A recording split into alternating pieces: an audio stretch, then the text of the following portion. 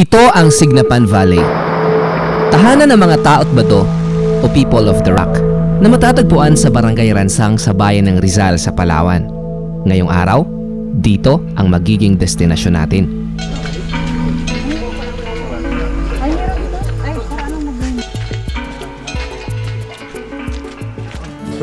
Alas 4 ng umaga ay naghanda na kami para sa hike na to. Magbubukhang liwayway nang magsimula ang paglalakad namin. Kasama ang meeting spot at ang aming local guide, aabutin ng nasa 3 hanggang 4 na oras ang kailangan naming lakarin para mapuntahan ang Signapan Valley. At mukhang hindi ito magiging madali para sa akin. Ito na yung isa sa mga challenge na nakikita namin dito. Yung ulan. Kasi salubong sa atin yung ulan. Hindi kasi ako sanay sa ganitong klaseng lakaran. Dapat kondisyon ng katawan at isipan kapag sasabak dito.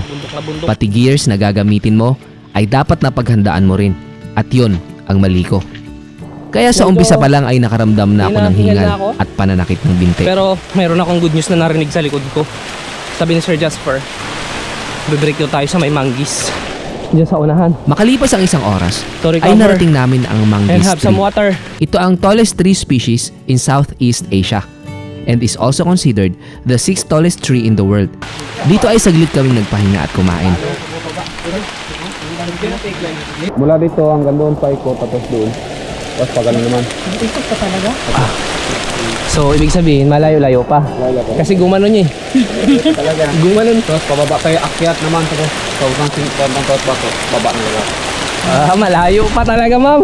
Malayo pa. Naghintay lang ako dito. Nasa ano pa naman tayo? Nasa Talampakan. Nakaka 1 hour na tayo, guys.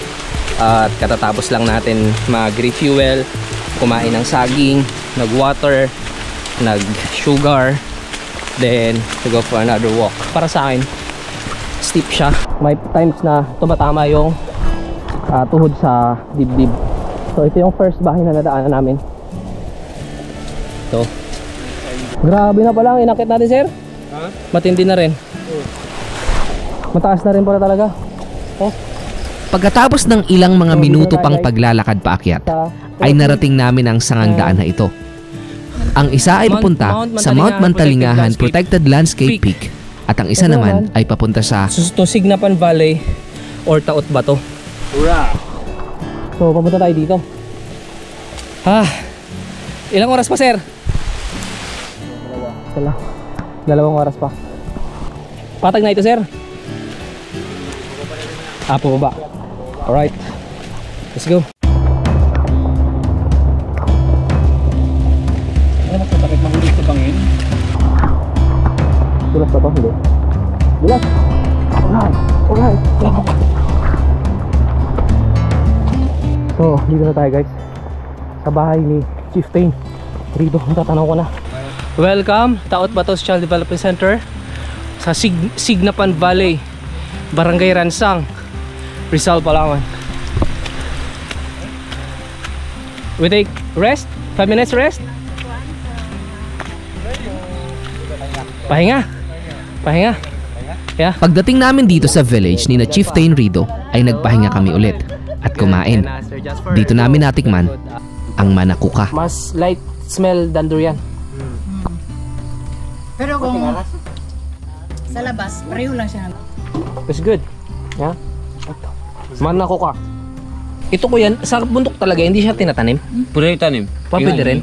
Yung buto na yan. Ito. It's good. Masarap. Oh, yeah, not as harsh as normal durian, but quite gorgeous. It looks orange, red, and wonderful. Manakuka. Good. Okay, isa pa, kuya. Dali natin yung buto, tatanim natin to. Pagkatapos dito ay nagpatuloy kami sa paglalakad. Kailangan wala kaming masayang na oras kasi dapat ay makabalik kami bago dumilim. We're almost there. Malamig na dito, malamig. Saan galing ang kuyang hangin? Kabila. Wow. Mapresko. Fresh. Galing sa kuiba. Wow, yan. Malapit na tayo. Ano yung narinig kong ano dyan? Ilog yan, falls. Dahon ng kahoy. Dahon. Yun ang baliti. Okay. Ang lamig na ng hangin. Diba? Oh? Parang aircon. So kuya, pababa na tayo ngayon? Pababa na. Wala na akyatin. Ayan. Kung kanina ay paakyat, ngayon naman ay pababa na kami ng bundok. So ito na guys. At dahil sa umuulan ay madulas ang daan. Kaya ito ang nangyari. What?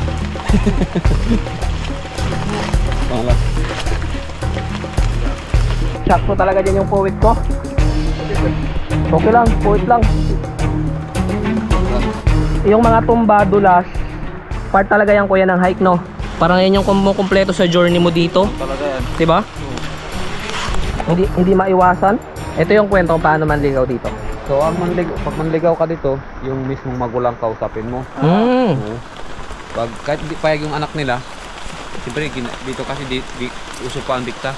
Ah, talaga? Kaya nakalipindi sa magulang. Kahit hindi gusto ng anak, sabi ganito ganyan, may kakayahan ng buhayin ka. Makabuhay sa atin to. Masagutin ka kagad ng anak nila. May pag-asa pa ako. Saka may bandi yun sa kanila. Ah, bandi. Ano dadalhin, sir, bandi? Ang bandi ay yung duri. Yun ang duri. Yung bandi na matamis? Hindi po, yung sabing bandi yung duri. Ah, okay. Kumbaga yung, di ba, sabi ng magulang ng babae, kailangan mo ng 1,000. Bigay ka. Pagkasal nyo, ibigay mo talaga yung 1,000. Dori. Oo. Yung tawag ng duri. Kung sa Muslim, duri. Ah, bandi yung tawag dito. Bandi. Sa Palawan, Ungsudan. Ungsudan. Dito sa Taot ba to, bangdi? Bandi. Bandi. Bandi yung Sudan or duri. Yan pare. Isa lang yan. Okay. Ganun pala. Now we know. Ganito pala yung manligaw dito sa Taot ba to? Natikman din namin ang iba pang mga prutas dito sa Mount Mantalingahan. Patunay lamang ng angking yaman ng lugar na to. Ah, malayo. Ah, ito. Ah, ito. Badak. Inaral mo. Oh, ito ay wild jackfruit. Meron dito bunga. Badak. Yan. Yan ang badak. Hinog na yan, kuya. Hinog na, pwede makain. So, try natin itong badak, wild jackfruit. Langka na langka din talaga. Okay. Pero, Kamis na. bango. Tamis. Sir, badak, sir. Ito yung buto niya. Ayos. We got more.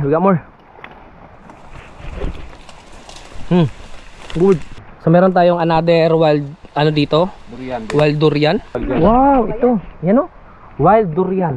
Pwede na yan kainin? Hindi, iba. Ito ang pakpak tawag namin. Pakpak. Tawag ito, ikaw yung pakpak. Pakpak. Pakpak ng puno. Bakit kuya tawag na pakpak? Kasi yung amoy niya parang tayo ng manok. Ah, yung amoy niya nito ngayon? Wala, hindi pa kasi hinog. Ah, pag hinog na, parang tayo ng manok. Sa amoy lang. Pero yung lasa niya, Parang durian din. durian din. Ay! Mas masarap yung durian kasi malinamnam. Yan, pakpak.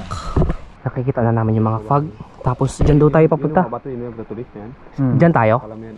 Sa baba tayo. Dalim lang tayo. Sa ilalim ng mga bato na yon. So doon tayo papunta. Malayo-layo pa pala. Medyo malayo-layo pa.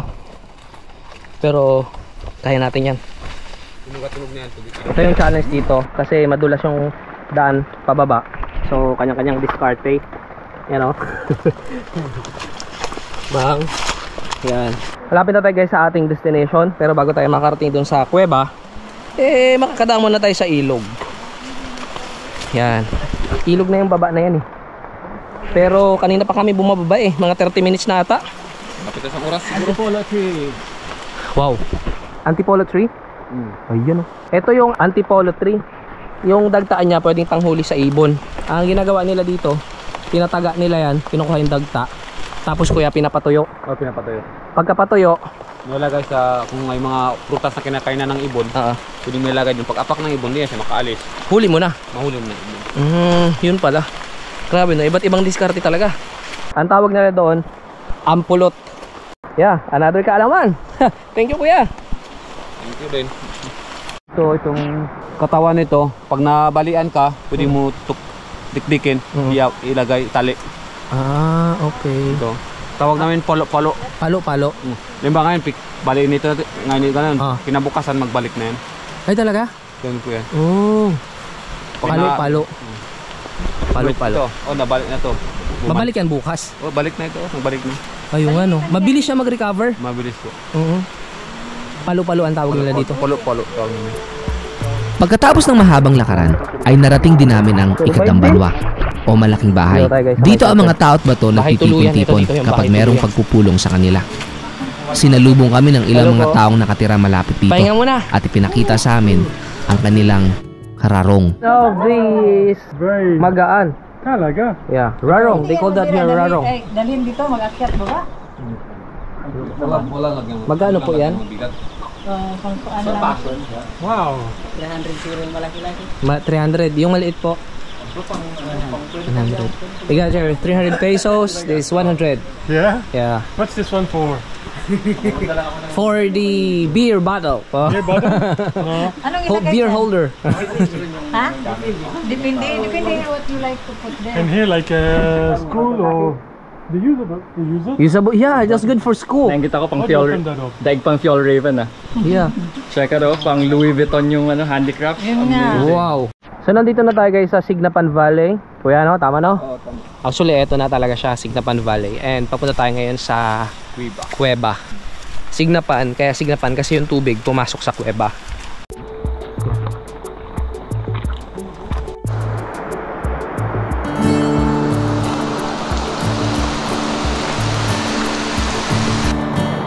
Papunta sa entrance ng cave ay dumaan kami sa ilog at ilang mga waterfalls din ang nakita namin. At para matanggal ang pagod sa paglalakad at ma-refresh, hindi ko na pinalampas ang pagkakataon na maligo dito. Siyempre, nandito na lang din tayo. So, tingnan natin yan, buwan natin.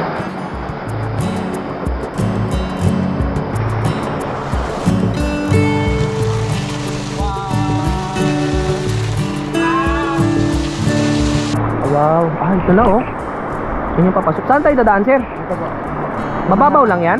Ha? Mababaw lang? Babaw lang sir. O, tatagos tayo sa kabila? Balik dito. So ngayon guys ay papasok na tayo sa kuweba. Thank you kay Sir Jasper sa inyong malakasang ilaw. Medyo madilim daw sa loob eh. So we need the light. Alright, let's go kung ano makikita natin dito. So meron siyang ano dito, river. Yan o, tubig. Pumasok sa loob ng kuweba. Kaya siya tinawag na Signapan kasi gawa ng pumasok yung tubig sa kuweba. Tawag nila Signapan. Yan, nararamdaman ko na yung waterfall again. Tapos dito na tayo. Bigyan tayo maingay. Yeah. Madilim sa loob ng kuweba, pero kamangha-mangha ito. Merong mga iba't ibang rock formations at maihahalin tulad ko ito sa underground river. Pero mababaw lang ang tubig. Wala yung problema dito, may mga vandals. Sino kaya ito si Tim Yung na to ah? Nakakalungkot lang na merong mga vandals sa pader nito. Sana ay hindi na ito maulit pa para mapreserba ang ganda nito.